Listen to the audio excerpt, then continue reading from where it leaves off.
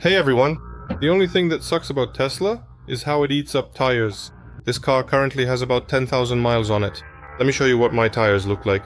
This is what my rear tire looks like on this side, and on the inside, as you can see, it actually already needs to be replaced. But let me show you what the front looks like. It still looks more or less in decent condition. I've already been to the tire shop. Here it's a 5, there it was a 2 the last time I was at the tire shop. Honestly, I want to drive it a little more and I really want to do some drifting with it. But we definitely won't be drifting on these tires anymore, so it makes sense to swap the front to the back, drive for another week or two, and then change them. The wheels for this car, I'll say right away, aren't as expensive as you might think. When I had a Toyota Tacoma, each wheel for the Tacoma cost $450 to $500. Do you know how much they cost for this car? I think for those tires, I checked, maybe Yokohama, I don't remember.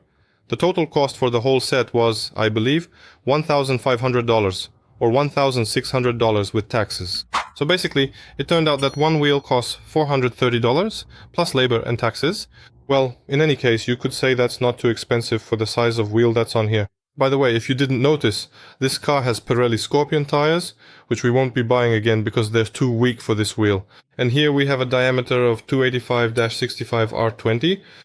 For this car, you need to use tires that can handle speeds up to 112 miles per hour, because it can't go over 114 miles per hour. We've tried it, we know. Now we need to swap the wheels around. It turns out that's not as easy as it seems. That's why I'm recording this video, because it looks like I might be struggling with this today. Maybe I'm exaggerating how hard it's going to be, of course. The hardest part of this process is that you have to put the car into jack mode. So, we've put it on the central suspension in service mode, and now it's already in jack mode. This is necessary because it has air suspension here. As soon as I start lifting the car with the jack, it will try to adjust itself. The car would try to match the height I set on the left side. In jack mode, it will just stay put, as if rooted to the spot on this suspension. See how easily everything is screwed in here. I probably didn't even need to break it loose. I don't even need to break it loose. Everything actually unscrews just fine. Let's make it a bit easier to turn. The jacks are in place.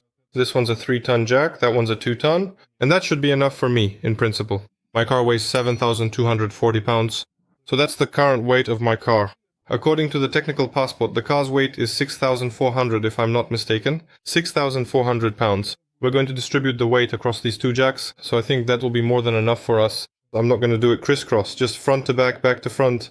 There's something else I'd like to show and tell you. Tesla came up with this. To lift the car, there are two special platforms. This first platform here is where you place the jack, which we already have prepared, and these ribs right here are exactly where you put the supports. So this is the kind of tool that, if the jack suddenly fails or falls, should serve as a backup for us. So now we'll do everything. Set it up, lift the car, and start taking off the wheels. The main problem is making sure the jack is tall enough that it lifts the car high enough to put it on the supports. Wow, you really are absolutely heavy. Hand me the second jack.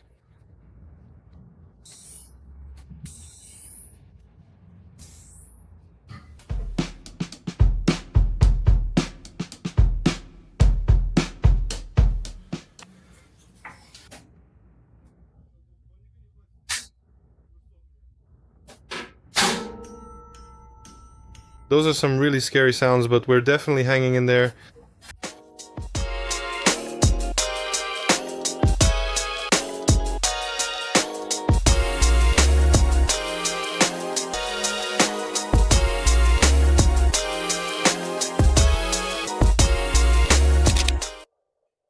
Alright, let's carefully examine it.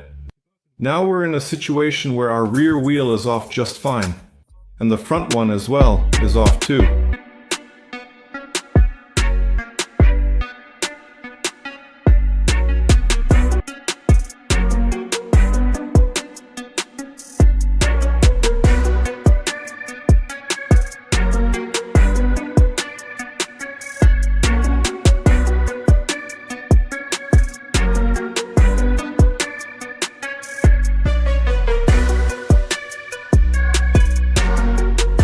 As you can clearly tell, the wheels are actually a bit on the heavy side.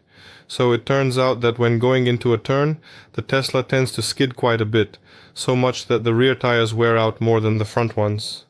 I honestly didn't expect the tread to be in this kind of condition. Honestly, it really needs to be replaced soon. That's the car's weight making itself known, as they say. But it's nothing serious, a week or two will be enough for us, and after that we'll calmly buy new wheels. We just need to order them, they'll arrive in 2 or 3 days.